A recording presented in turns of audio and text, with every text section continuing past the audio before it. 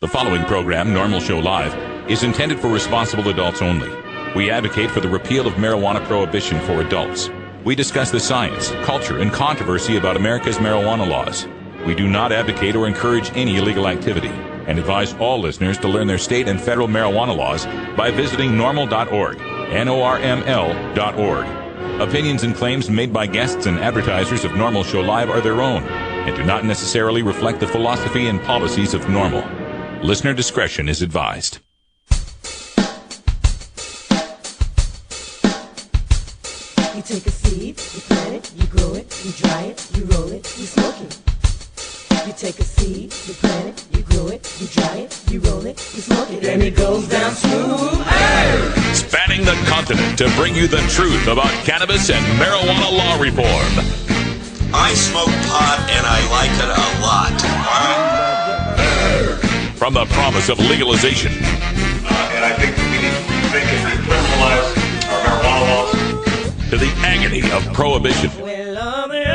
One major responsibility is to encourage people to use less drugs. The National Organization for the Reform of Marijuana Laws presents Normal Show Live, Marijuana Nation.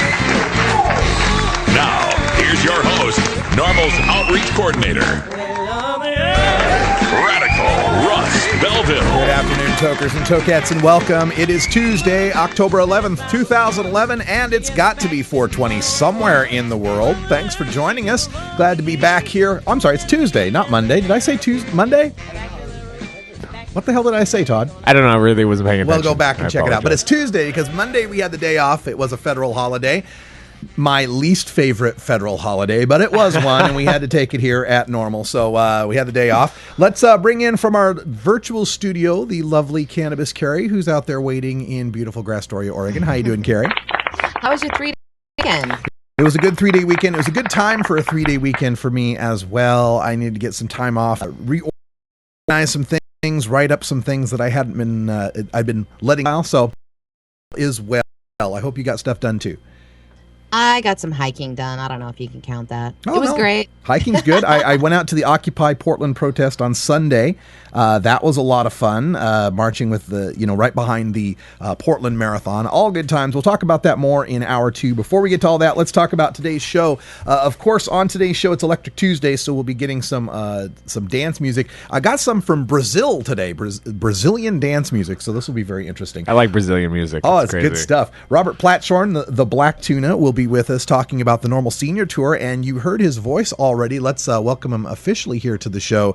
Todd Armstrong. Hello. For Todd's Toker Topics, which, what topic do we have today, Todd? The stoner diet. The stoner diet. Is what this... we consume as stoners. Oh, I see. It's not as in eating stoners to lose weight. No, that would be terrible. No, we would be the most malnourished. We would no me gusta. No me gusta. Okay.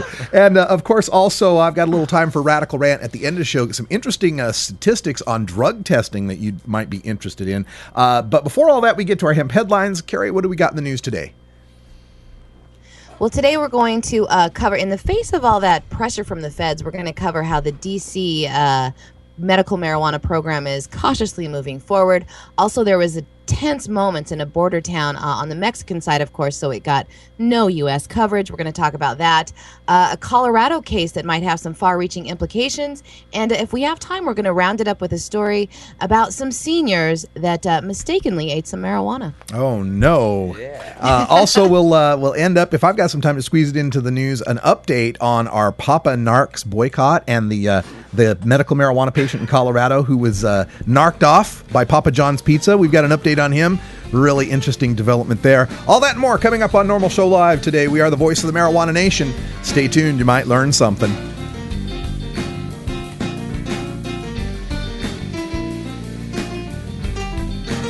This is Normal Show Live, the voice of the Marijuana Nation. The law offices of Omar Figueroa would like to remind you to stand up for your rights. Please do not give up your precious liberties. There's nothing wrong with standing up for our constitutional rights, and in fact, it's the only way to honor the Constitution that gives us these precious rights. Treat law enforcement with respect and respect the Constitution by standing up for your rights. If you are detained or arrested, stand up for your rights by repeating, I respectfully invoke all of my legal and constitutional rights. I do not consent to any search or seizure. I want to remain silent, and I want to speak with my attorney, Omar Figueroa. Omar Figueroa has more than a decade of experience in federal and California courts and graduated from Yale University, Stanford Law School, and Trial Lawyers College. Please contact the law offices of Omar Figueroa at 415-489-0420 or 707-829-0215 or on the web at www.omarfigueroa.com. You're listening to Normal's Daily Audio Stash. Weedmaps.com. Russ from Normal. In my job as outreach coordinator, I travel every month, and when I'm on the road, I need a fast, accurate way to find the medical marijuana dispensaries in the area. So I turn to Weedmaps.com. Weedmaps.com has the best dispensary locator online or on your mobile device. Search by zip code or let Weedmaps find you, and in seconds you'll have the addresses, phone numbers, and customer service reviews for the medical marijuana dispensaries in the local area. Weedmaps.com also has a section devoted to helping you find a doctor who understands and recommends medical marijuana under your state's law. You can even check prices on the Medical Marijuana Stock Exchange. Coming soon, you'll even be able to find the listings of normal attorneys and chapters, local head shops and grow shops, and the best weed-friendly businesses. Weedmaps.com has the information you need to be an informed cannabis consumer. Visit Weedmaps.com today, a proud sponsor of the Normal Network. Inhaling deeply of the sacred smoke.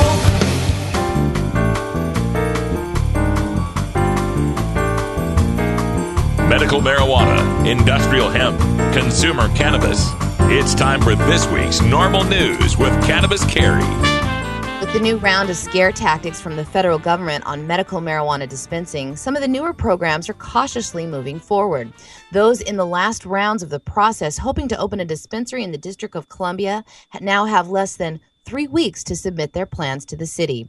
The long-awaited program, technically it's been going on for over a decade, Columbia residents voted in a medical marijuana program back in 1998 with an overwhelmingly 69% of the voters wanting to have medical marijuana. That would have been a more liberal law than the state of California. But with years of vote counting tricks and congressional budget blow-offs, the district finally landed on a plan, passed a new law to begin a program, and have now been working out the details of that since May of 2010, when the D.C. Council voted unanimously in favor of passing an updated bill with regulatory rules. One of them was no home grows, which meant that until D.C. put some dispensaries in place, there's no legal way for a patient to get any medical marijuana. The Washington, D.C. Department of Health began to accept paperwork on October 3rd from some pre-approved groups. They're looking to pick 5 that will be allowed to open a medical marijuana dispensary in the city. The district says they will be able to wrap up this application process by the end of this month. Now, from August 15th to September 30th, they selected 10 groups that will be allowed marijuana cure cultivation centers. It was just last Friday when all 4 of the U.S. attorneys from the state of California said that they will be trying to close down marijuana dispensaries that are breaking any type of rule, however small, and putting pressure on landlords to close dispensaries on their properties. With the federal government's seemingly recent push to put the brakes on medical marijuana programs, we will be watching and reporting on how they handle dispensing of medical marijuana in their very own front yard.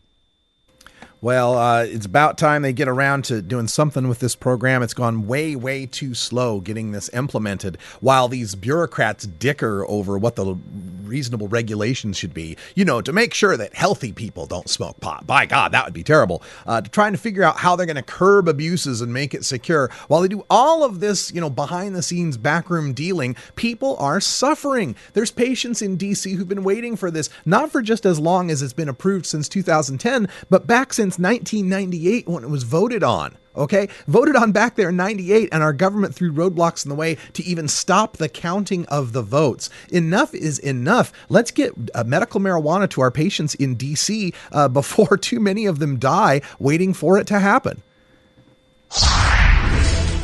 And highlight highlighting the militant style that the drug war has become in Mexico. This weekend, the Mexican Marine Force seized more than 4 tons of marijuana and arrested 36 cartel members, and 11 people were killed during the shootout that lasted days in the border town of Tamaulipas.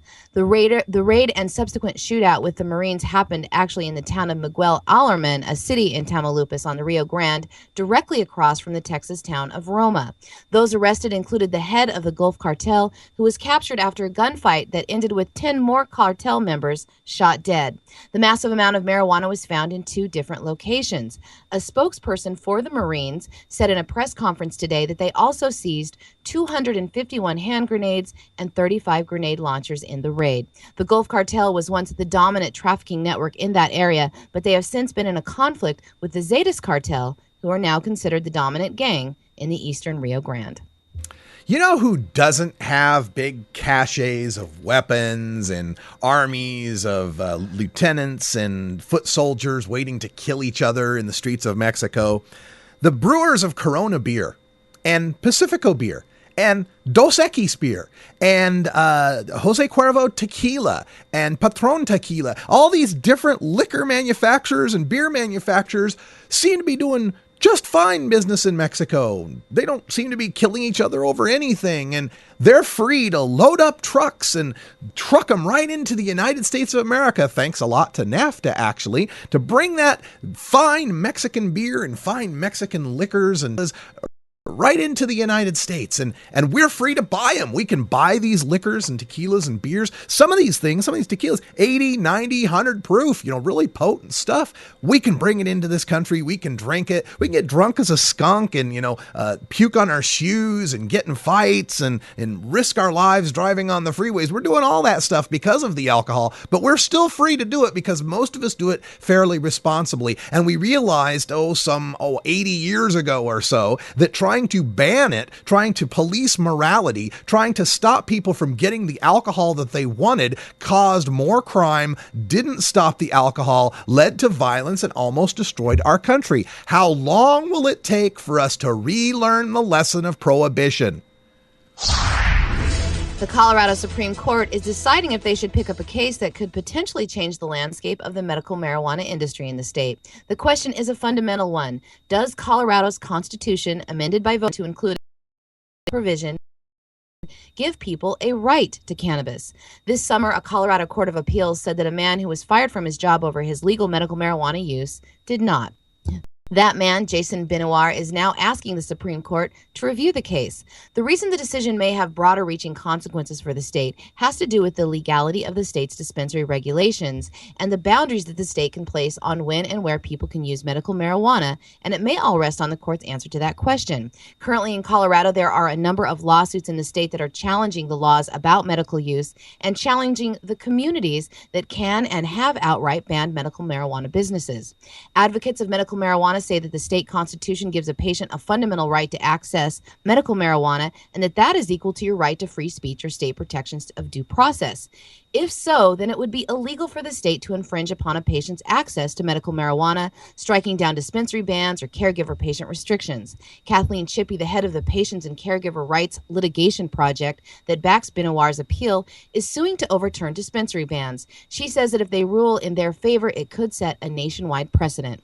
But opponents, including the state's Attorney General's office, says that the Constitution only opens up a hole in the criminal law to exempt medical marijuana users from prosecution and nothing more. Now, if that's the answer, then employers will still be allowed to continue to fire workers that use medical marijuana even at home or off the clock. Colleges could ban students for medical marijuana use, and towns can vote on the keep out laws. In Benoit's case, he was fired as a street sweeper because he tested positive even though it was shown he was not impaired at work. He was denied any kind of unemployment benefits because it was ruled that he was dismissed fairly. The judge in the appeals court said that the constitutional amendment was not intended to create an unfettered right to medical use of marijuana.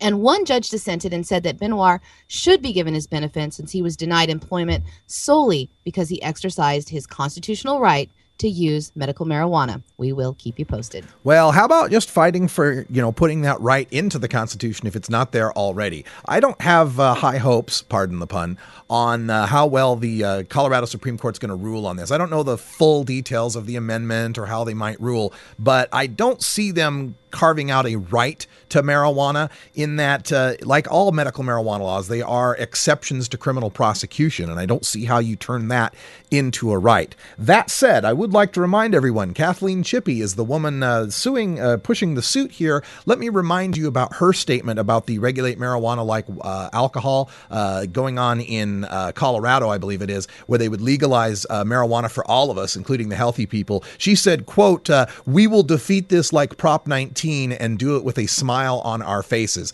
So take it with a little bit of a grain of salt. And we've reported on many stories of young people eating medicated foods and ending up in a hospital room. And with all those cases of the person having no lasting or dangerous health issues over the incident, minus the hospital ER charges that can be very high. But this weekend, it was senior citizens who ended up in an ER room after eating a batch of cannabis-infused brownies. Police are reporting that 3 seniors who were attending a funeral of a friend consumed the brownies without realizing that they were medicated. 2 women, both aged 71, and a man aged 82, ended up in a Newport Beach, California hospital with complaints of nausea and dizziness. All 3 had trouble standing without aid. Well, as it turned out, the friend whose wake they were attending loved to eat marijuana brownies, so someone brought them as a tribute to that person. The police said that they do not know who the person was and will most likely not pursue the matter. Lieutenant Russell Reinhardt of the Huntington Beach Police Department, where the incident occurred, told the press that although it appears to be an accident, it shows the danger involved with drugs, saying, quote, "Medical marijuana is a drug. It does have effects and side effects that are favorable or unfavorable to certain people. And in this case here, it put 3 people in the hospital. Now, since this is a news story, I have to end with those 3 people were simply treated and released. And even at their age, they are expected to survive." Well, of course, they're going to do just fine. But, we could make jokes about this, but I've been to a lot of events where there's all sorts of stuff out on the tables. And, well, you don't know for sure if it's medicated or not. Cookies and brownies. And the way these chefs are getting so good at putting these things together, you can't taste the weed in it until you've had the full brownie and gotten yourself, 3 sheets to the wind on this stuff. It can be very potent, and it can have a tough reaction for a lot of people. So if you are going to be putting out brownies or making these medicated things in a mixed group that doesn't know, that they may be medicated, put some sort of obvious sign on there to let people know. That seems like only the fair thing to do here in this situation. All right, got time to bring you one quick update on our story on the Papa John's pizza. Yeah, we talked about Papa John's actually being Papa Narc's pizza because of what they did to a medical marijuana patient. Well, it's being reported now in the Washington Post. The man who got the call from the police, got visited by police after the pizza delivery driver from Papa Narc's smelled marijuana in his home. Well, now he's getting free pizza from a rival restaurant. Frederick Smith says police searched his home in Aurora after a Papa John's International driver smelled marijuana there last week. The driver reported a child was in the home at the time. Smith told Denver TV station KUSA TV that he's a registered medical marijuana user. Papa John's has said it stands by its employee. One of its Denver-based rivals, Sexy Pizza, said Thursday that it would give Smith 1 free pizza monthly until Colorado voters decide a proposed 2012 ballot initiative that would legalize marijuana for recreational use. Sexy Pizza says it'll extend the offer for life if voters pass the initiative. So good news for that man getting the free pizza. And let's see if we can get him free pizza for life. Colorado, I urge you all to vote for legal marijuana. Vote for that initiative. Get marijuana legalized. Get this guy free pizza for life. He deserves it. As I got a lot of comments on this Papa John's, Papa Narc's case, as I like to call it, a lot of people were saying, well, they're a company and they have the right to, their employee was only, trying to make sure that no one was getting hurt. He's trying to take care of the kids. What about the children? And, he's just trying to do the right thing and trying to be helpful and all that. Well, here's the thing is that, you can make that argument when we're talking about, somebody finding someone smoking pot in their house in Tennessee. You're a pizza delivery driver, someone smoking pot in their house in Tennessee. I don't think you should call the cops on them. You should mind your own business. It's their private right to do so.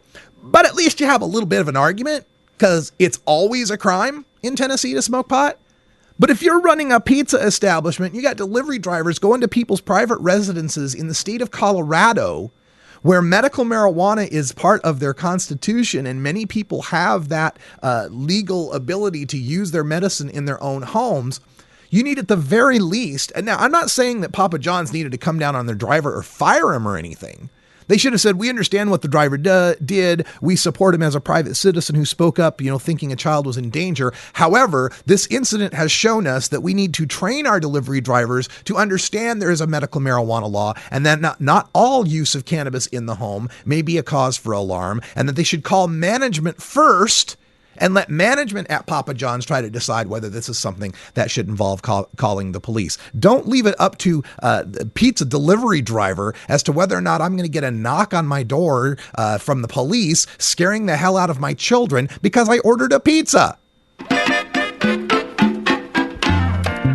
Oh boy, we got to take us a break. What do you think, Todd? Time for a break? I think so. You got a little wound up on that one justifiably. I hope the brownie story gave you some material. Actually, yes. I was commenting on edibles in the It's in the 20 feature after bit. the hour, Be right back. and we have to take a short break, if you know what I mean. Please support these sponsors who support Normal Show Live. Oh, have you ever met that funny reefer man? A reefer man.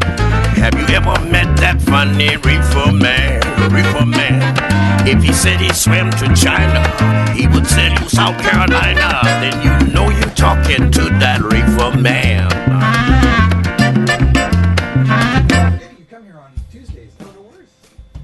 The High Times Medical Cannabis Cup is coming to Detroit on October 15th and 16th. That's right, the world's premier medical marijuana competition will be in Motown to celebrate the cannabis economy of the Great Lakes State. It's a two-day expo at Burt's Warehouse Theater, showcasing the movers and shakers of the Michigan medical marijuana industry and the merchandise that makes the machine go. There will be seminars with leaders of the medical marijuana movement, doctors, patients, researchers, growers, dispensary owners, and activists. Plus, High Times own cultivation editors Danny Danko and Nico Escondido will roll into town with the goods on growing great ganja. Be there for an amazing Saturday night VIP party featuring top musical performances and special guests. High Times will award the Medical Cannabis Cup for top indicas, sativas, hybrids, concentrates, and edibles, entered by Michigan's dispensaries and collectives. Come to Burt's Warehouse Theater on October 15 and 16. Visit medcancup.com for all the details. Celebrate cannabis in Michigan. Celebrate the resurgence of Detroit. Be part of the growing cannabis community.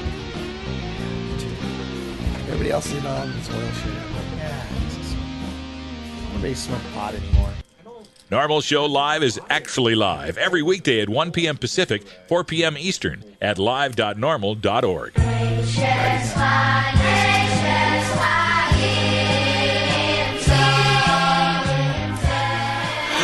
children. I'm calling it the dangers of dad. God, won't somebody think of the children?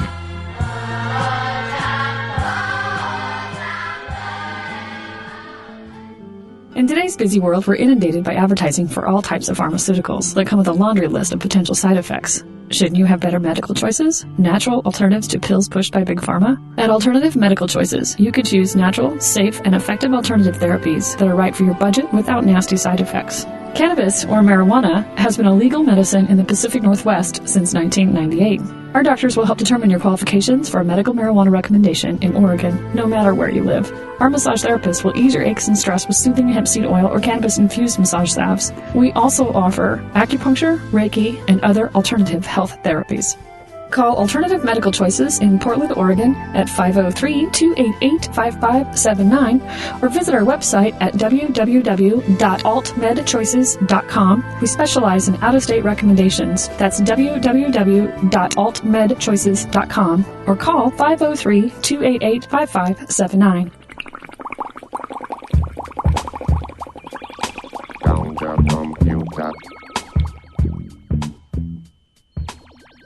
It's time for your daily Toker Tunes, the best in 420 friendly music from all genres that uplifts, entertains, and informs the public. Today we bring you tunes for Electric Tuesday, our segment featuring the best of modern electric music in the genres of dance, new age, house, and experimental. If you'd like to submit your song to be played on Normal Show Live, send it to stash@normal.org.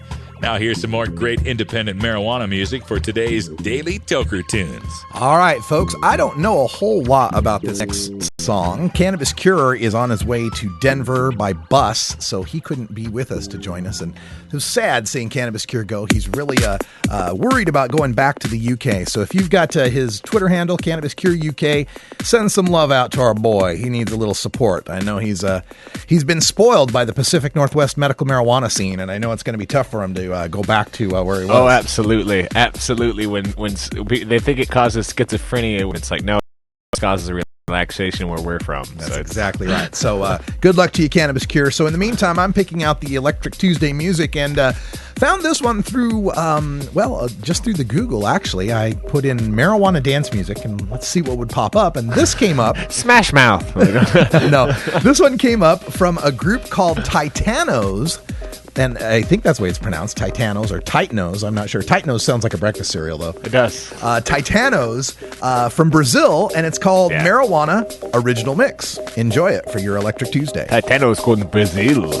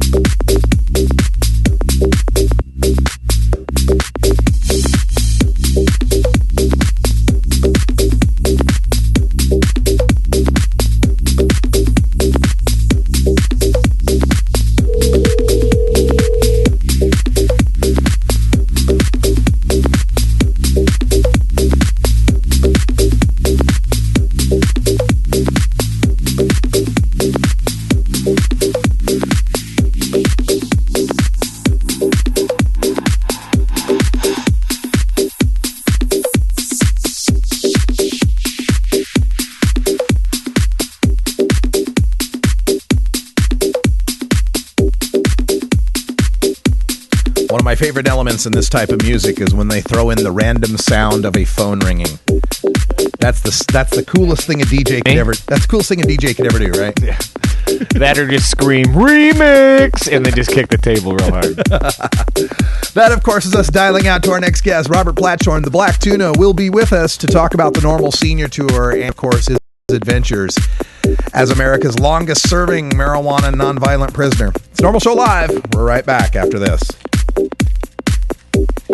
You want a copy of that song for your iPod? Check out the Daily Toker Tunes at the Stash blog by surfing to stash.normal.org and choosing Media and then Toker Tunes from the main menu. Starfish Designs, makers of the original Gandalf. I'm Radical Russ, and when I want to relax, I always have my 17-inch long original Gandalf from Starfish Designs nearby. The hand-blown borosilicate glass is strong and easy to clean, and the design is sleek and sophisticated. Starfish Designs are available from Bend, Oregon at a glass retailer near you. For locations, call 541-788-GLASS. That's 541-788-4527. Tokers, there's no good reason to get your dog stoned. When did you get this one? While it might not harm them physically, imagine being a dog who already begs for treats all day, and then imagine that dog having the munchies. Not cool. I was there. Yeah, it was called the 80s. Ford was president, Nixon was in the White House, and FDR was running this country into the ground. Ever wonder how often to change your bong water? The most effective method for baking pot brownies? The best destinations for a ganja getaway? How to hide herb in your car? Whether to grow your own? How precisely to legalize it? Or how something as wonderful as marijuana ever got to be illegal in the first place? Finally, you can find all these answers and much more in the official High Times Pot Smokers Handbook, featuring 420 things to do when you're stoned. Since 1974, High Times Magazine has covered marijuana in all its aspects and wonders, from cultivation to legalization to the herb's enduring and exalted place in popular culture. Packed with inside information, the official High Times Pot Smokers Handbook rolls all of this collected wisdom together into a single indispensable ganja guide, including an entertaining look at marijuana's history, profiles of herb-friendly travel destinations and festivals, favorite potluck recipes from the High Times staff, smoking skills, advocacy and activism, essential marijuana movies and songs, profiles of famous cannabis strains, comprehensive growing information, celebrity endorsements, and much more. This is truly, finally, the ultimate guide to green living.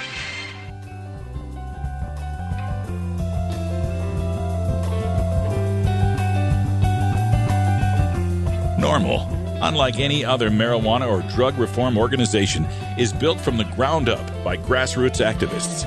We are the Marijuana Smokers Lobby, and we aren't just anti-prohibition, we're pro-marijuana. Every week, we take some time to talk to the citizens of local Normal chapters across the country and around the world, as well as others who are working to make a difference in the fight to end adult marijuana prohibition. In this segment, we call Grassroots Activism. All right, I'm so excited to get back on the show. One of my favorite human beings on planet Earth, Robert Platshorn, a.k.a. Bobby Tuna, a.k.a. the Black Tuna. Whatever you call him, he's a wonderful man, and we're glad to have him here. Robert, welcome back. It's a pleasure, Russ, as always, and I'm really excited things that have been happening lately. Yeah, you've been out on the road, I understand. Were you just up in Detroit a little while ago? Or are you headed to Detroit? No, I'm headed to Detroit this weekend for the High Times Medical Cannabis Cup, and that's a great time as always, as you know. High Times has been great to me and great to Normal, and I can't wait because this is the first one they're having in the state of Michigan. Yeah, it's good. I've been working on the Silver Tour, and anybody who's seen the video that's been posted all over Facebook and Toke of the Town knows that it's just a monster success. We spoke to 100 people last week, and almost 90% of them signed up to demand safe legal access. And these were seniors who really had no knowledge about medical marijuana and had never been part of the activist movement. Yeah. And I just love the idea of reaching out of our movement and bringing new people in. That is a big part of what we need to do, absolutely. Folks that are joining us that may not know, Robert Platshorn is the author of the Black Tuna Diaries and was America's longest-serving nonviolent marijuana prisoner, 29 years that he served. And now that he's out, he is fighting to help end the prohibition that put him behind bars, and this Normal Senior Tour is a big part of it. When we look at the polls, we see the support for legalization for people under the age of 50 is generally positive, but over the age age of 50 isn't so. And Robert, what do you attribute that to? Is it just miseducation, misunderstanding? No, it's none of those things, Russ. I mean, that's my generation, and we virtually invented marijuana in the modern sense. We were Woodstock, we were Smoke-Ins, we were the people who got us a volunteer army instead of a drafted army. And we knew all about marijuana and didn't buy the government story to begin with. The problem was nobody was speaking to seniors. Nobody. And what they didn't have was any knowledge whatsoever of the widespread uses for medical marijuana and how it applied to seniors more than anyone else. And of course, what really inspired me to go out and reach out to seniors was the night you and I were on the air waiting for Prop 19 to be passed, and then it wasn't. And we looked at the exit polls the next day, and 65% of seniors voted against, not because they were really against it, but because nobody was speaking to them except the beer and pharmaceutical lobbies trying to discourage them. Yeah. It seems to be that way everywhere we look, and you're right. You know, the older generation came up through Woodstock and seemed to have a fairly friendly relationship with cannabis. They got older, you know, and a lot of us were looking at the baby boomer generation and hearing them say that when we get older, we'll change it all. And then, of course, they got older, and we got Bill Clinton, and we got baby boomers that said they didn't inhale, and so forth. So, how is this older generation going to affect the politics and change this this nationwide sentiment toward legalization? Seniors vote in larger numbers than anyone else. They are virtually the most important voting bloc in the entire country, and certainly in my state of Florida, where we don't yet have medical marijuana, and they've proven themselves very potent in California, where it was defeated by a slim margin. And don't forget, that was a by-election. And, you know, not many people vote in by-elections, but seniors do. Mm-hmm. They come out in numbers. When a senior calls a politician's office, his state or federal rep, they're paid attention to because their vote is critical to anybody running for office. When you can enroll seniors to go and call and visit their political reps and talk to them and tell them that unless they back medical marijuana, they're not going to get their vote, it makes a big difference. Seniors also write letters, and a letter is worth 10 emails in terms of its political weight. Seniors are still prefer to write letters than they do to send emails. So I'm really working with the most influential people in the country and the most ignored. Yeah. The results are just phenomenal because they're welcoming. I had a call 2 minutes ago. Somebody wanted to know if there was still room at the next Silver Tour event in Golden Lakes Village in West Palm Beach. And earlier today, I got an email from a lady out in Arizona. She said, please, this is the third time I've contacted you. I live in Sun City. Please bring the Silver Tour. We've got 100,000 people here. And we just haven't had the money to do it. I'm hoping when people look at that video and see the results we're getting, that they'll help us, they'll contribute. Mm-hmm. They'll find sponsors. We hope so, too, and we want to get some sponsors for the senior tour. So how can people contact you to get donations flowing? The Silver Tour, and it's thesilvertour.org. They'll get a lot of information about the tour, and there's a great big fat donate button. Please hit the button. If you could donate $15, that'll buy an extra easel to put up one of the many research reports that Normal publishes. But if I got to take these beautiful signs that I had made and sit them on the floor, then that's kind of hard for a senior to read. And we put these signs all around the room so that they can see the authorities. They can read reports from universities, from different countries, from researchers. So far, most of the money for the tours come out of my pocket, which is book sale, and there's not much more left. I mean, I need a dozen more easels just to make the tour look better. Yeah. We need traveling money for all the volunteers that come, at least gas money because gas is so expensive.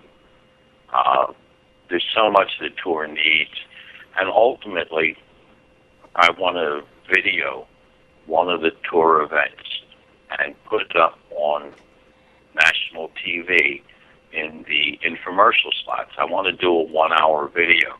You know, I've got a deep background in infomercials and in the bitch business, and anybody who's read my book knows that there's a dedication on the back from Billy Mays that says, Bobby Platshorn, legendary in the pitch business. Oh, yeah. One of the great. Well, turn me loose on national TV. I can put up 50 1-hour infomercials, or an infomercial in 50 cities, a 1-hour infomercial, for less money than most organizations spend on one big newspaper or magazine ad. I've done it before, and but we need some sponsors, some angels, some donations, whether it's $5 or $500. It will help the Silver Tour, and the Silver Tour gets results. Seniors are the people who can put us over the top. That's the missing piece. All right. Well, Robert Platshorn with the Silver Tour. And again, is it the Silver Tour? Is it thesilvertour.org or just silvertour.org? Oh, thesilvertour.org. All right, thesilvertour.org. And of course, catch Robert Platshorn's story also in the movie Square Grouper. It's available up on Netflix. And get the book, the Black Tuna Diaries. And again, Bobby, thank you so much for bringing this fight to the seniors. I know with them on our side, we can make some great strides in legalization. Russ, they can get signed copies of the book and a signed DVD of the movie at the Silver Tour site. Oh, that's perfect. All right. And it all helps the Silver Tour because that's where it's all going. All right. Excellent. Well, we'll take a look at that and send everyone that way. Thank you, Bobby Platshorn. When we come back, we're going to have Todd Armstrong with Todd's Toker Topics. Stay tuned. This is Normal Show Live.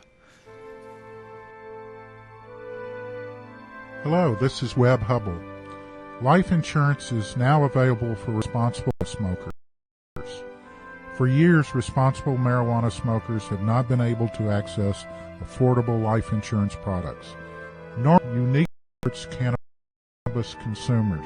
2 carriers have already agreed to offer all of their traditional life insurance products at all levels without excluding individuals who smoke marijuana responsibly. Help Normal and help yourself.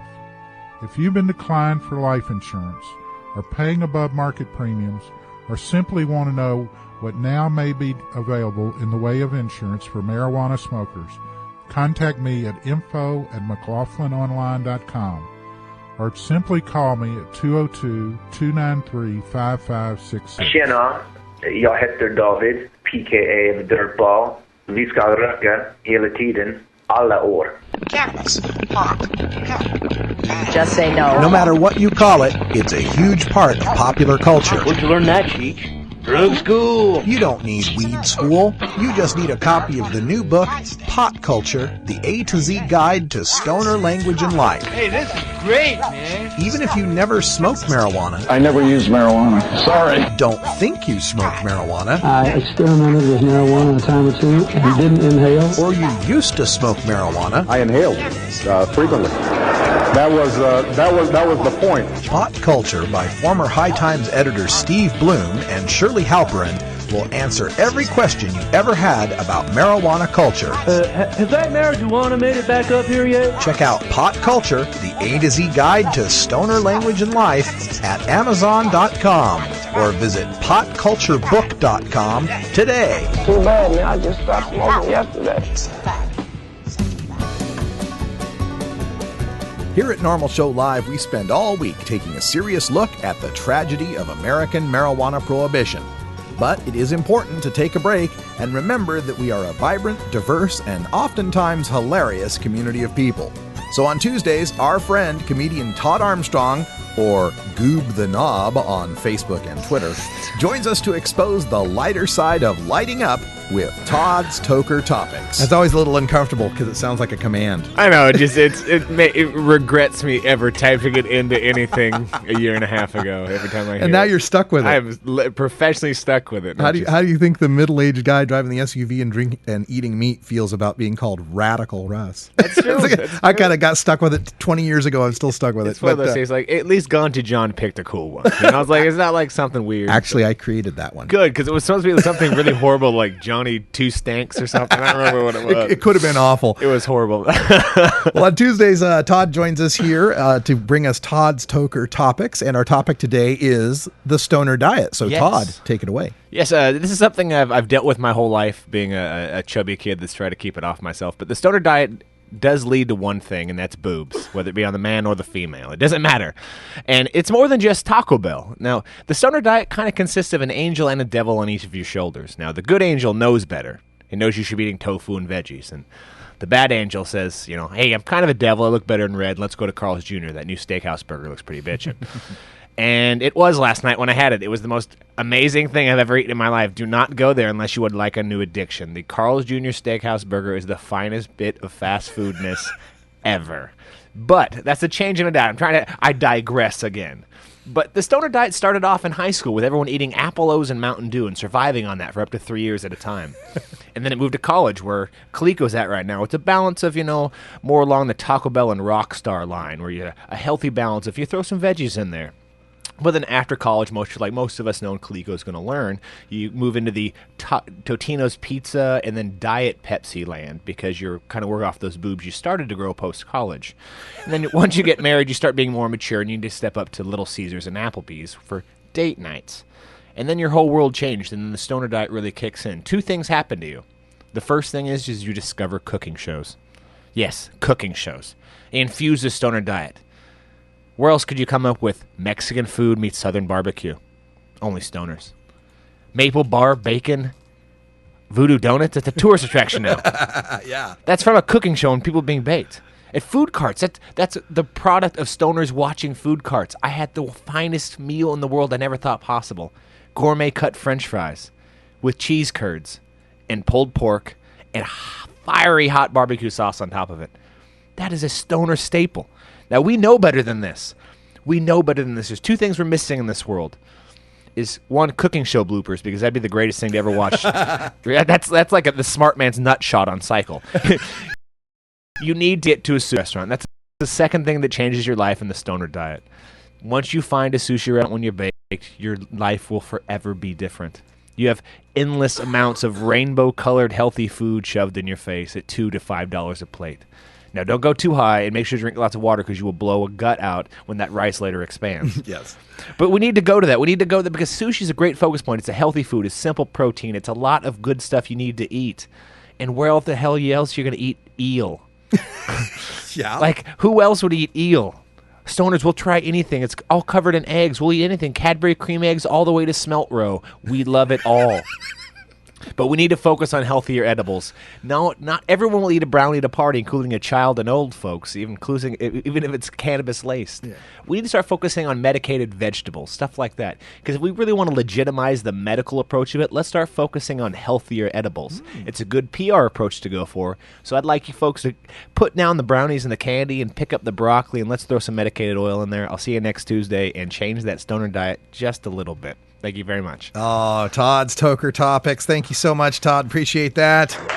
And you got any appearances here coming up in Portland that we can tell people? Just across the river in Vancouver, Washington. Tomorrow I will be hosting a show with the fabulous Ian Carmel, funniest dude in Portland. Mm-hmm. And then, let's see, Saturday I'm in Silverton, Oregon, and next week I'm out in Idaho. So all the Idaho folks see me in Pocatello and Idaho Falls on Wednesday. Pocatello and Idaho Falls. Yeah, Wednesday and Thursday. Bring a windbreaker. Yes. I already have my that and my false Aryan flag to run away fast after my Jesus isn't white jokes. Well, we hope for the best. Keep in touch, and we hope you survive Eastern Idaho, or as I like to call it, North Utah. That's right. I'm trying. When we come back, we're going to have a little time for some Radical Rant. Stay tuned. It's Normal Show Live. We're back after this. Don't touch that dial. We'll be right back after a word from these 420 friendly sponsors. Wait a minute. This is internet radio. There are no dials here.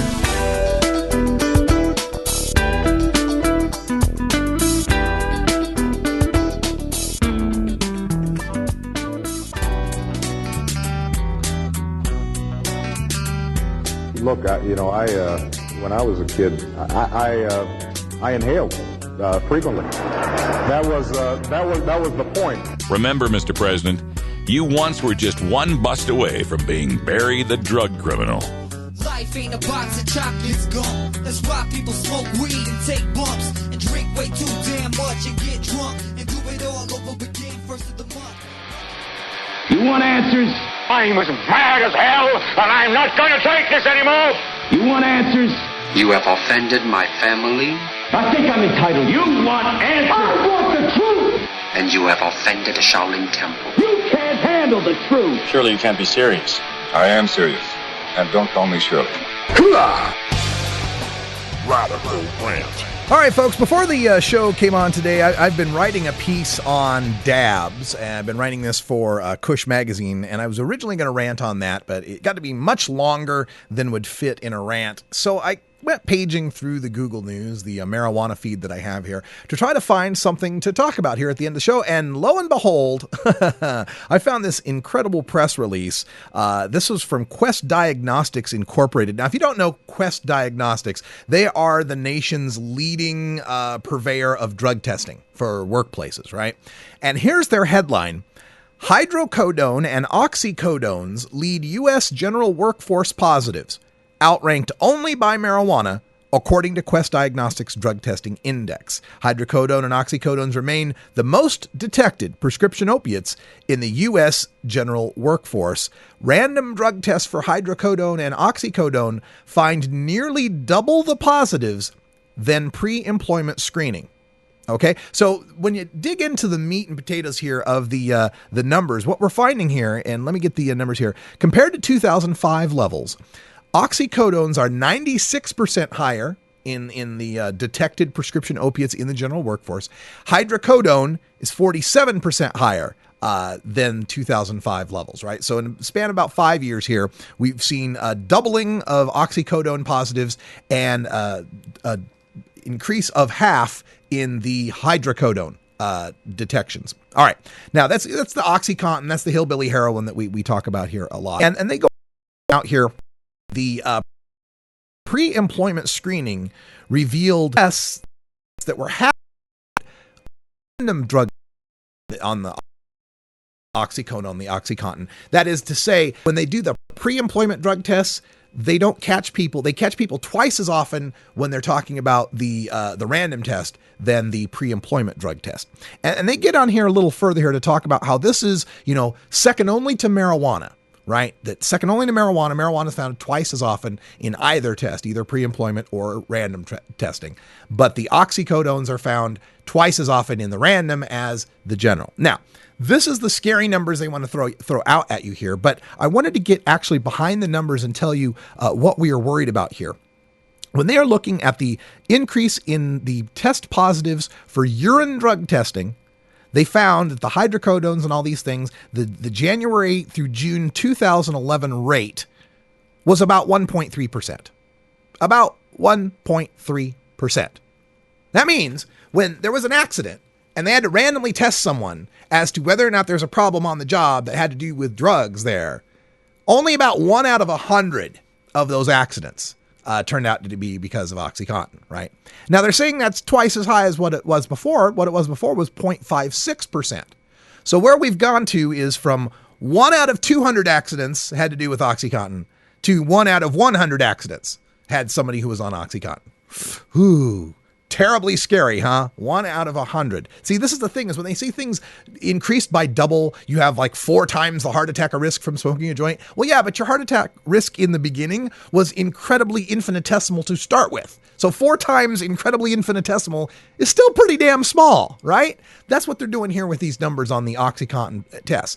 But what I found interesting about this, what they didn't note from the U.S. drug testing Quest Diagnostics form here that they've got, is the positive tests for marijuana in the urine drug test. Now remember, testing positive in your urine just means you did smoke a joint some time ago. Could have been yesterday, could have been an hour ago, could have been a week ago, could have been 2 weeks ago, depending on how big you are and how often you use. Could have been a long time ago, right? That's all it's detecting. But even with that, even knowing that, from 2005, their positive rate was 2.5% for all tests, random and pre-employment, 2.5%. January through June 2011, it's 2.0%, right? So we've seen a decrease of 1/5 in marijuana test positives, while OxyContin test positives have doubled.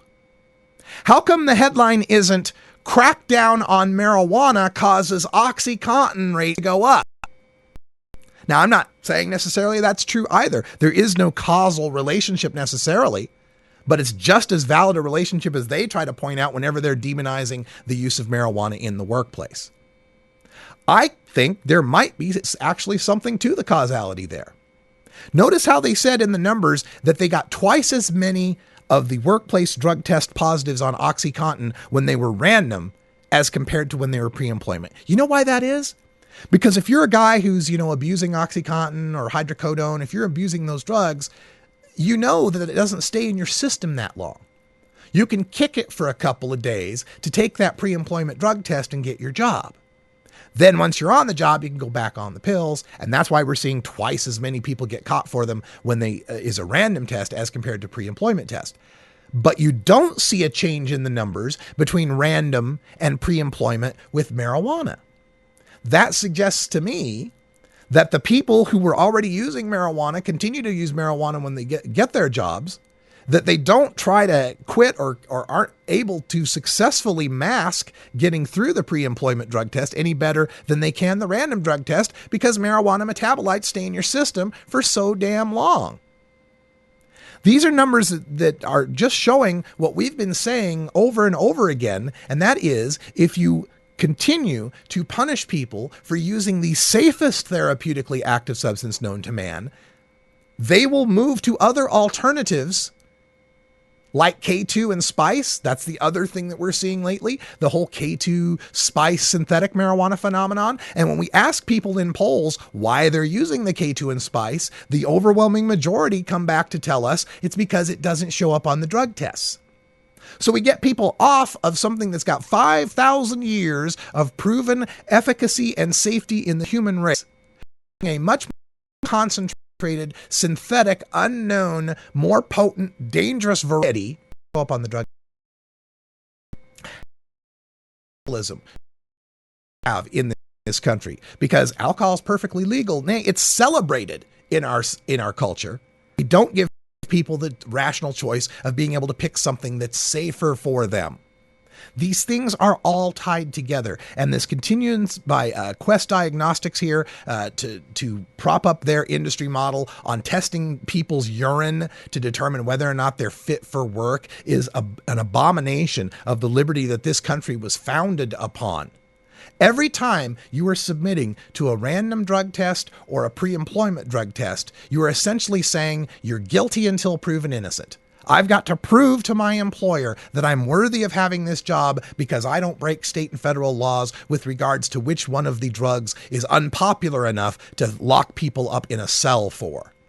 That's what these drug tests mean. And I'm tired of the loophole they use to say, well, it's not government requiring a drug test. It doesn't violate your Fifth Amendment liberties, your Fourth Amendment liberties, because it's not required by the government. It's your option to work for these employers. It's all voluntary. They're private entities. They can do as they choose. Well, folks, I don't buy that, and I hope you don't buy that either. I hope the only P you do is for enjoyment and not for employment. I'm Radical Russ. Thanks for joining us here. We're going to write up that Quest Diagnostic stuff on the blog. Check it out at stash.normal.org if you want to link back to the study and all of the data. In the meantime, stay tuned for Toker Talk Radio here in Hour 2. We're hanging out with Todd Armstrong, and we've got Cannabis Carry still on the line. And we're taking your calls at 971-533-7111. And also, want everyone to send words out and good thoughts to our friend Rolla J. Today is his bail hearing, and I haven't gotten any updates from him yet. We'll see if we can get some updates in Hour 2 to see what happened to our good friend Rolla J in his bail hearing today, being represented by Omar Figueroa. We'll get you the updates. For Cannabis Carry and everyone here at the Normal Foundation, I'm Radical Russ. Until next time, take care of each other, tokers.